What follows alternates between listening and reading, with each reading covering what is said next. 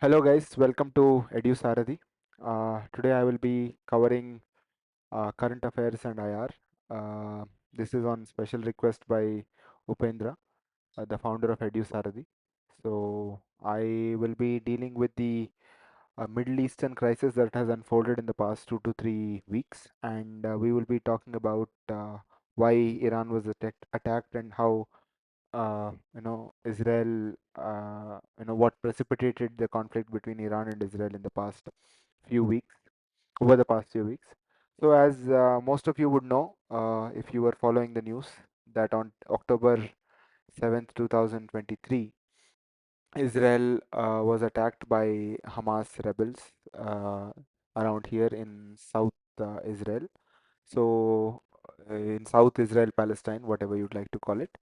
So, it was attacked by kibbutz. Kibbutz are basically small communions of Israeli settlers, and this concept was brought about by Ben Gurion, the first Prime Minister of Israel. So, kibbutz, there are a lot of kibbutz which are located in the southern part of Israel and on the cusp of the Negev desert, and also near Gaza, where the desert conditions are considered a challenge, and people who belong to emigre Jewish communities, that is Jewish communities that do not want to live in other countries and want to settle in Israel.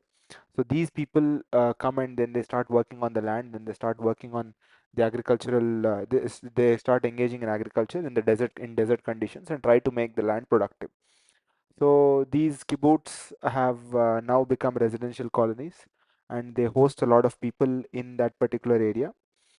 But that became a very easy and soft target because there is not much military deployment near the kibbutz. And unlike the West Bank settlers of Israeli settlers who have settled in the West Bank of Palestine, West Bank that is recognized as Palestine, these people are not usually armed. So they were attacked by Hamas militants on October 7th, 2023. It was a very dastardly attack. Thousands of people died, almost 3,000 people died. And then there was a reprisal by Israel, which lasted for about 2 and a half to 3 years. But again, sorry, 2.5 years. But the point is that Israel went overboard sometime in early 2024, it started going overboard just to completely obliterate the leadership of Hamas. And during that period, Israel also saw it as an opportunity. It saw an opportunity in the increased silence of various Arab constituent countries who were not really intervening on the side of Palestine, because of course they were also probably appalled at the very inhuman nature in which the civilians were attacked in southern Israel. So, and also because there were economic constraints and geopolitical constraints that led them to keep quiet. So it took that as an opportunity and it launched wider attacks on Hezbollah. Hezbollah is a South Lebanese, or rather South and East Lebanese Shia militia that is supported by Iran, and that really put Iran on its toes. And Iran was also losing support in Syria. So in Syria, there was a pro-Iran government, the Bashar al-Assad regime, the Baath Party regime, run by Bashar al-Assad, which was supporting both Hezbollah and also at the same time it was supporting Iran. It was ambivalent towards Israel, but it was never in any manner supportive of Israel. And by supporting Hezbollah, it was essentially acting against Israel. So in 2025, in sometime in August or July 2025, sorry, not August or July 2025, but in late 2024 and sometime in early 2025, Syria uh, pro-Hezbollah and pro-Iran regime that was led by Bashar al-Assad was completely, Bashar al-Assad was driven out of the country, and that regime completely fell through. It imploded upon itself, and in Hom, somewhere here in Homs, place known as Homs in Syria. So somewhere here, there is a small city known as Homs, and from Hom there was a there was a militant organization known as Ahrar al-Sham, and Ahrar al-Sham, led by their leader Abu Muhammad al-Julani. Later, his real name came out to be Ahmad al-Shara. So he captured all of his Syria, and then sent away Bashar al-Assad. He started speaking on the right notes. He started saying that I will include all communities, including Syrians, sorry, including Kurdish. Kurdish are the northernmost people who live in the northernmost part of Syria, and also the Alawites who live on the coast near Latakia here in Syria. So, including the Kurdish, including the Alawites, including the Druze. The Druze live here on the border between Syria and Israel, and they are a very different part of Shia Islam. So he said, I will include all of these people, and I will work towards peace and development. Till now he has not made, I till now he has not made much progress on development front, but at the same time I would say he has also not made much progress on the social cohesion front. He has maintained the status quo. He has not done much harm. At the same time, he has not done anything great. There was one incidence of Alawites, who were the community of Bashar al-Assad, being killed. Almost 1,200 people were killed by the government forces, that is the forces of Ahmad al-Shara. But that was a one-off event, and there was a reconciliation later. So anyway, while all of this was happening, the president of Syria also met with Donald J. Trump. He also said that he was willing to negotiate with Israel, and he meant no harm to Israel. This meant that Iran was losing its support in Syria, and during the same period, Hezbollah, which was led by a firebrand, not a firebrand, but rather a very vocal critique of Israel, and the person who engineered the 2006 Israel Hezbollah war, Syed Hassan Nasrallah, he was killed in a drone strike by Israel, and after his death, Naim Qasim took over. But a lot of there was, as you might remember, there was a pager bombing. People who were wearing pagers and old cell phones in their pockets, their pagers started exploding, and almost 70, 80 people died, and many more were injured. Senior leadership of Hezbollah, they were injured, and many died during the pager bombings. That completely left Hezbollah crippled, and that devastated Hezbollah's morale. So in that situation, Iran felt that it was not doing well. It felt that it was losing its influence.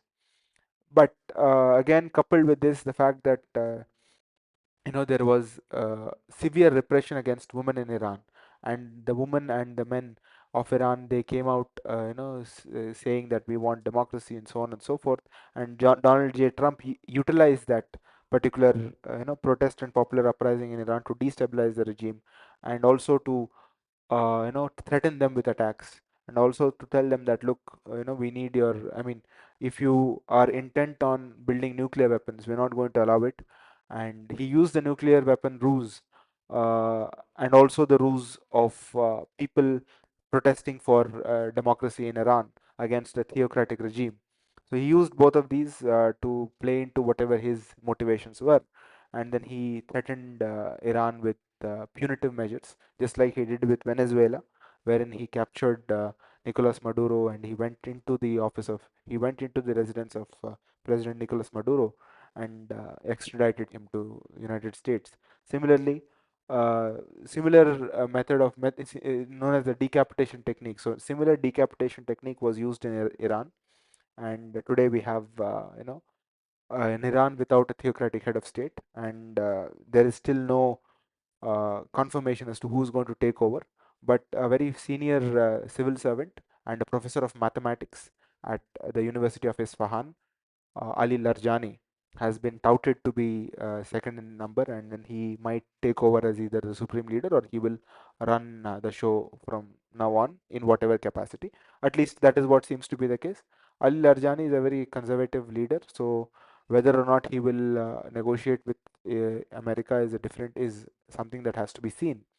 But there was a time when he went against Mahmoud Ahmadinejad during 2008 Iran elections, and he said that election process, it was between the presidential election was between Abu Hussein al-Musawi and Mahmoud Ahmadinejad, and Ahmadinejad was the hand-picked candidate of Ali Khamenei, who was recently killed. But Larjani came in support of Musawi. He said, this is not correct.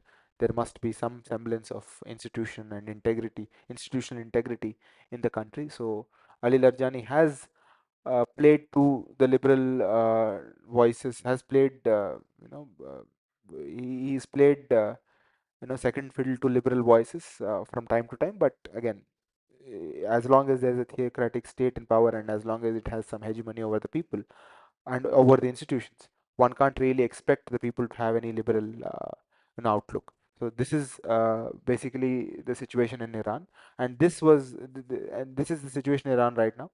Israel, of course, egged USA on because Israel itself cannot carry out attacks on Iran without USA support, because USA has a carrier strike group here. Carrier strike group is an aircraft carrier and a couple of destroyers. So it has a carrier strike group here in Persian Gulf, because the Persian Gulf connects to United Arab Emirates, Dubai, Abu Dhabi, Sharjah. All of them are here in inside the Strait of Hormuz. Then there is Oman, but this part of Hormuz is also Oman. This small part that you see, that is also part of Oman. Then this is Qatar, and then there is Bahrain, and then there is Kuwait, and then there is Iraq. So all the oil in the world, all the crude oil in the world that we see, it comes from this part of the world. It comes from the Persian Gulf. I mean, not all, but majority of the oil comes from this part of the Gulf. Remaining comes from Canada, Venezuela, and Russia in ascending order.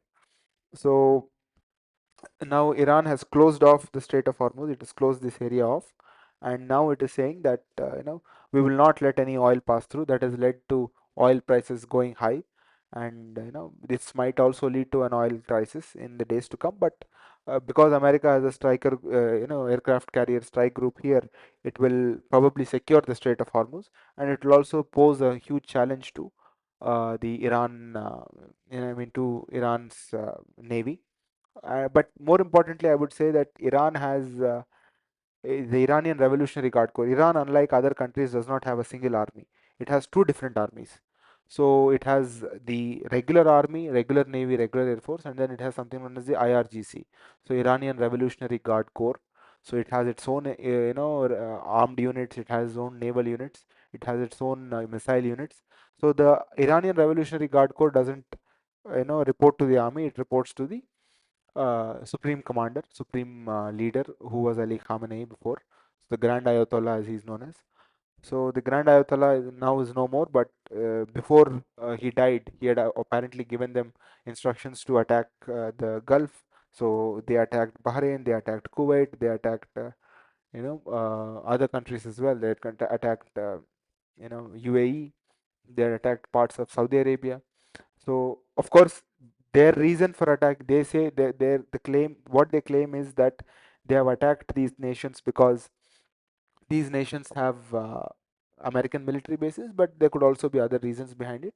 But in any case, now there is a clamor for negotiations. They are clamoring for negotiations. They're clamoring for sitting down on the table with the United States, and how much of it USA will have. And because USA, since Ronald Reagan took power in the 1970s, and since Jimmy Carter in the late 1970s, and since Jimmy Carter ignominiously had to go through the Iran hostage crisis. It has always wanted to replace the theocratic regime, and in the name of democracy. And also, people of Iran were also not very happy with the theocratic regime to a fair extent. But that could also be said about many other countries in the Middle East. So I should not be picky, but this is an opportune moment that the United States has been waiting for, and then they would like to make use of this opportune moment and then take over. I mean, call for regime change and facilitate regime change. But unfortunately, or fortunately, or for whatever reason, they do not have a alternative force with enough public backing, enough legitimacy, that can take over in case the regime is completely decapitated. So these are some of the reasons behind the current situation. This is some of the situation. This is some of the, I mean, this is a summation of what has happened in Iran right now, what is going on in Iran right now. Israel, on the other hand, is of course saying that it is maintaining its ceasefire with Gaza and with the uh, Ga- I mean, the administration, Palestinian Authority, and other groups that are running Gaza at the moment. But there have been numerous reports of its ceasefire violations. There have been numerous reports of it launching attacks in West Bank also. West Bank is here, bordering Jordan. So Netanyahu is, uh, I mean, if one looks into the internal dynamics of Israel, Netanyahu is not acting as a rational leader. He is worried about keeping his seat, is worried about keeping his position as prime minister, because his position as prime minister is dependent upon Israel Katz and Bezalel Smotrich, who are extremely right wing and who are driven by ideologies that are extremely based in extreme interpretations of the Torah and the extreme interpretations of the Talmud, the Halakha, and the Mishnah. So, I mean, the internal dynamics of Israel are also affecting the decisions that the Israelis are making with regards to its own population and also with regards to Iran. So, yeah, as of now, I would say that the situation is tense.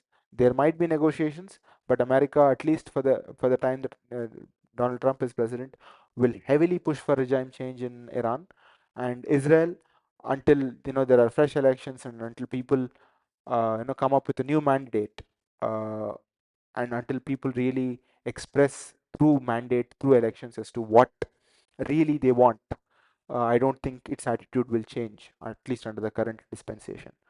With regards to Gaza, the humanitarian situation is very bad, and Hamas is also, at least maybe probably because of the pressure of the elders who are facing a real subsistence crisis. They have also toned down their rhetoric. They have also toned down their military operations, and they have said that they are pulling back. But then again, all of this must be, all of this must be put into perspective, and uh, on the political end, there are problems within Gaza. The Hamas versus pro-Israeli militias, or Hamas versus local elders who have become neutral, who want just to feed their children, and who just want to give a who just want to give shelter to their children. But then again, Donald Trump has his own plans for Gaza, and that those plans are not very well based in history of Gaza and the history of the Palestinian conflict, and maybe they're not well thought out. So that is one idea that one gets from whatever is happening there. And one might also remember that in 2020, under the first Donald Trump regime, there was something known as Abraham Accords. So these Gulf countries which did not earlier recognize Israel, Saudi Arabia did not recognize Israel and still does not recognize Israel, but countries like Bahrain, countries like UAE, they had started to recognize Israel. And for India, it became very important, because when UAE recognized Israel, India started the I2U2.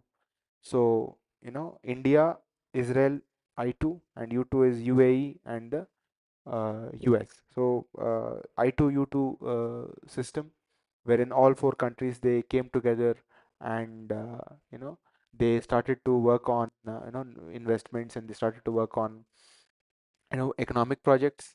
And if there was peace in the Middle East, the IMEC, Indian Indo Middle East European corridor, that extends from India to here Gulf of Aqaba, and from Gulf of Aqaba to the port of Jaffa.